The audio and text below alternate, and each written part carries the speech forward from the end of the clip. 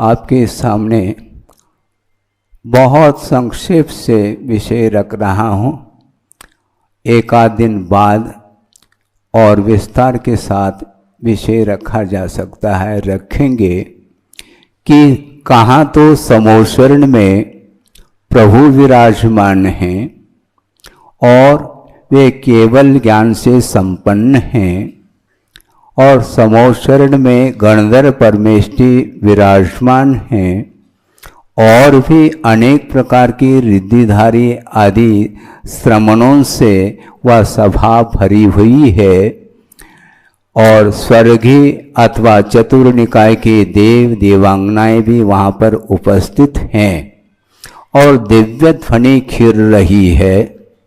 और उस दिव्य ध्वनि का श्रवण करके द्वादशांग के पाठी जो गणधर परमेष्टि है, श्रुत केवली के रूप में विराजमान हैं, और उसके साथ साथ एक और गणधर पद माना जाता, उससे भी विभूषित हैं, और उस दिव्य ध्वनि की विराटता, उसकी गहराई को समझते हुए और सूक्ष्म से सूक्ष्मतम तत्व का व्याख्यान, तत्व के स्वरूप के बारे में विश्लेषण चल रहा है, और वह गणधर परमेष्टि का जो उपदेश है अथवा उनकी जो देशना है, वह बिना धर्मानुराग के संभव नहीं है।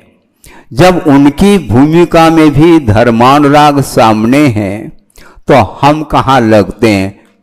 हम धर्मानुराग से नीचे उतर ही नहीं पाएंगे, ये ध्यान रखें। इसलिए किन शब्दों से उद्गार करें? आचार्य महाराज ने जो कार्य किया है, वह कार्य आगमोक्त पद्धति से इस कार्य को संपन्न किया है। बड़ी निरीहता के साथ उन्होंने कार्य किया है।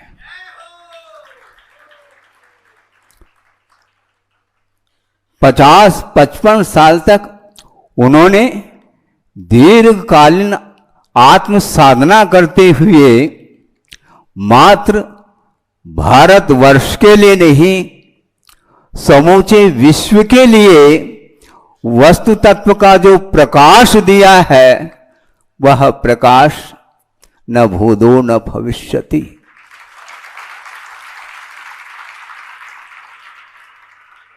आचार्य महाराज की 1968 में आषाढ़ सुदी पंचमी के दिन दीक्षा, जैनेश्वरी दीक्षा संपन्न हुई। उस समय भी मैं अनुपस्थित था, उपस्थित नहीं था। जो गए थे उनका सौभाग्य अलग था, उनका पुण्य अलग क्वालिटी का था, किंतु आचार्य श्री की दीक्षा संपन्न होने के लगभग 20 दिन के उपरांत उनके चरणों में जाने का अवसर मिला, जबकि 2 साल उनको घर का त्याग करके समय निकल चुका था। 1 साल आचार्य देशभूषण जी के संग में वो रहे। उसके पश्चात वो वहाँ से निकल करके आचार्य ज्ञान सागर जी महाराज के पास आए, और सुनते हैं कि लगभग 11 महीने के उपरांत जैनेश्वरी दीक्षा उनको प्राप्त हुई। 2 साल तक ब्रह्मचर्य अवस्था में रहे, और ब्रह्मचर्य अवस्था में भी उनका दर्शन हम लोगों को नहीं हो पाया। उसके बाद निर्ग्रंथ अवस्था को धारण करने के उपरांत 20 दिन के उपरांत वहाँ पर पहुँच गए। अजमेर में भागचंद शेठ सोनी जी की जो नशिया हैं, सोने की नशिया से वह ख्यात है, और वहाँ पर पहुँच गए। वह सारा का सारा दृश्य सामने आ रहा है स्मृति पटल पर।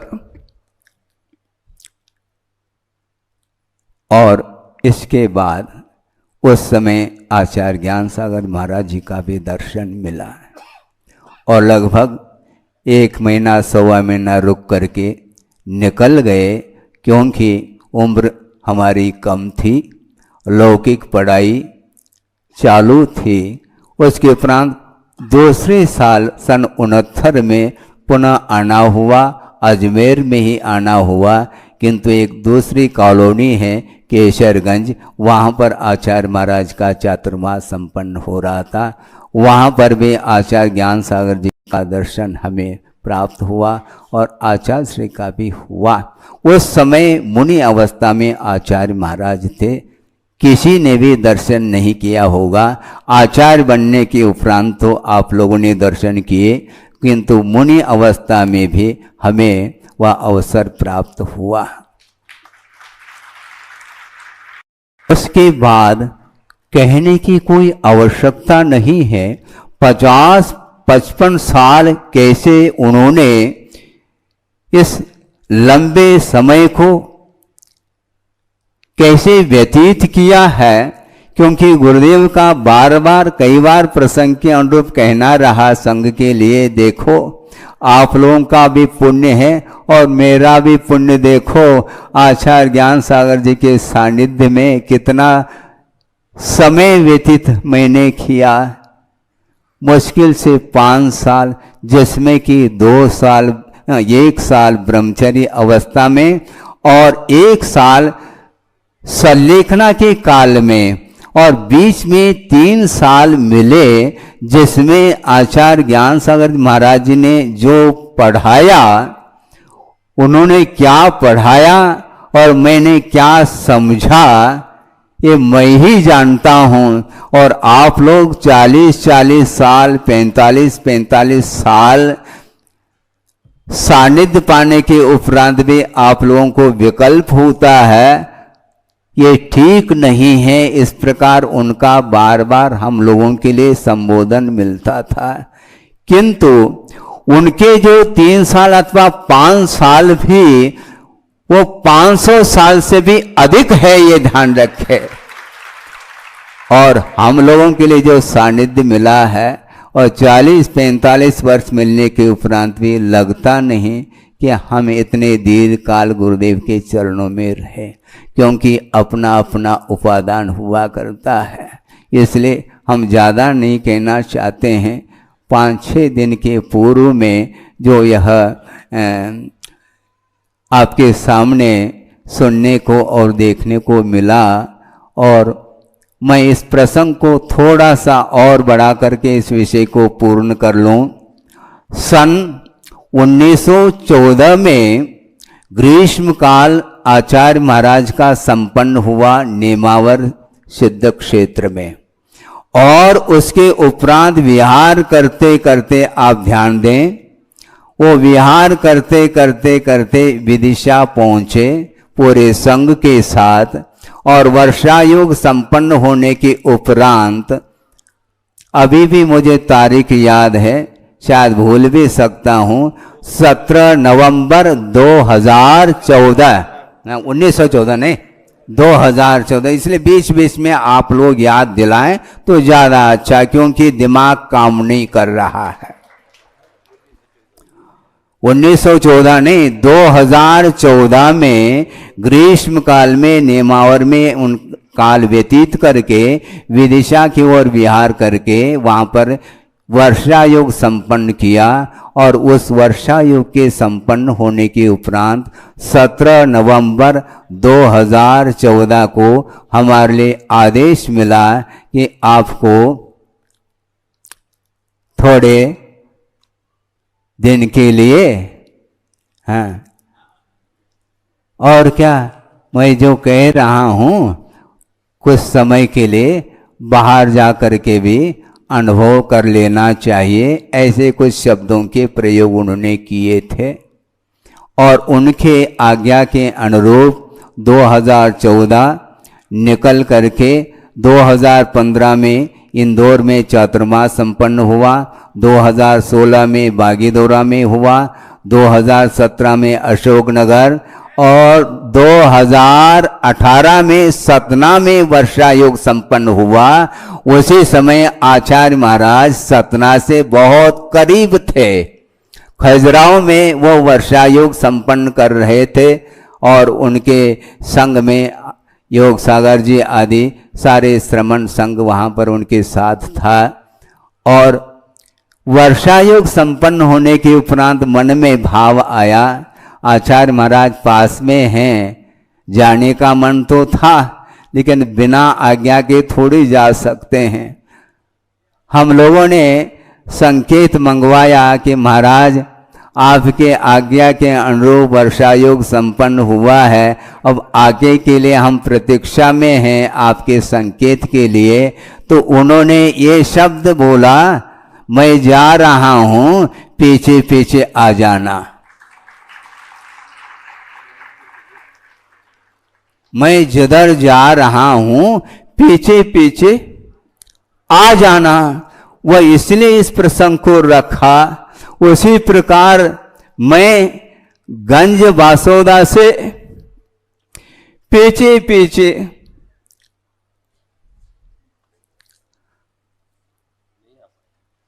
पीछे पीछे चलता आया और आगे आगे आचार्य महाराज बढ़ते गए और इस स्थान पर जाकर के आचार्य महाराज के केवल फोटो पर देखने को मिल रहे हैं। और वो कहाँ पहुंच गए हैं, बहुत उच्चतम पर्याय को उन्होंने प्राप्त इसलिए किया है क्योंकि 50-55 वर्ष तक उन्होंने जो निर्दोष रत्नत्रय की जो आराधना की है और उस आत्म कल्याण के साथ रत्नत्रय की निर्दोष आराधना करते हुए विश्व के लिए जो मार्ग प्रशस्त किया है उसका प्रतिफल सामान्य पर्याय थोड़ी मिल सकती है। हाँ, इसमें कोई शक नहीं है। जो भी हो वो हमारे लिए परोक्ष है, किंतु उच्चतम पर्याय को निश्चित रूप से उन्होंने प्राप्त कर लिया है। और मुझे पूर्णतः यह श्रद्धान का एक आस्था का विषय बन चुका है कि बहुत ही अत्यल्प काल में उस पर्याय को पूर्ण करके कहां पर किस पर्याय को प्राप्त करेंगे, आगे के पर्याय मत पूछो। और एक भक्ति है, एक भावना है, क्योंकि प्रत्यक्ष ज्ञान का विषय नहीं है, किंतु भाव मन तो यही कहता है निश्चित रूप से तीर्थंकर प्रकृति का बंध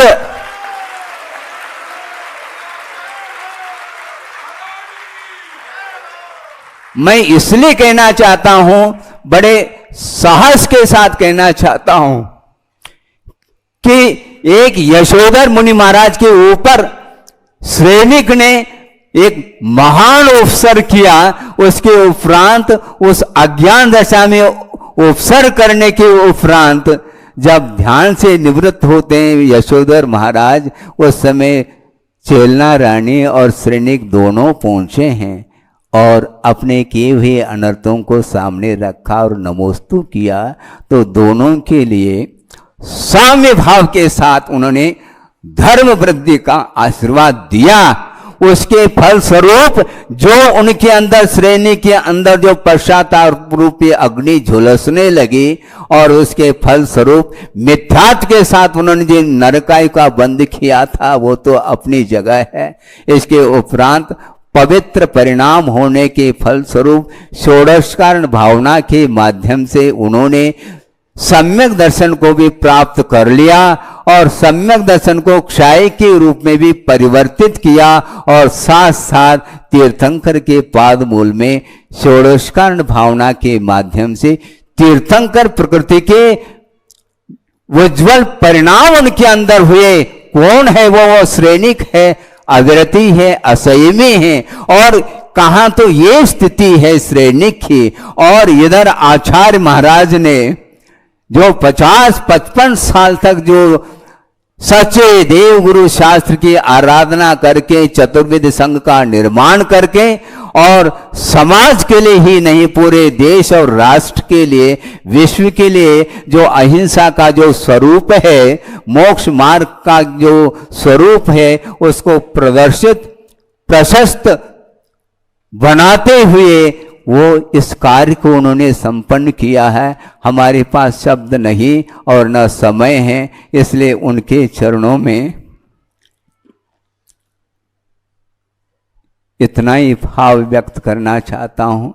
जहाँ कहीं भी वो हों तो वो हमारे लिए बार बार स्मृति के विषय बने रहें, और उनको याद करते हुए हम अपने शेष जो जीवन है, उस शेष जीवन को भी बिना किसी अपेक्षा, बिना किसी इच्छा के, निरीक्षता के साथ उन्होंने जो कार्य संपन्न किया है, उसी प्रकार हम भी अपने शेष जीवन में उस कार्य को संपन्न कर सके।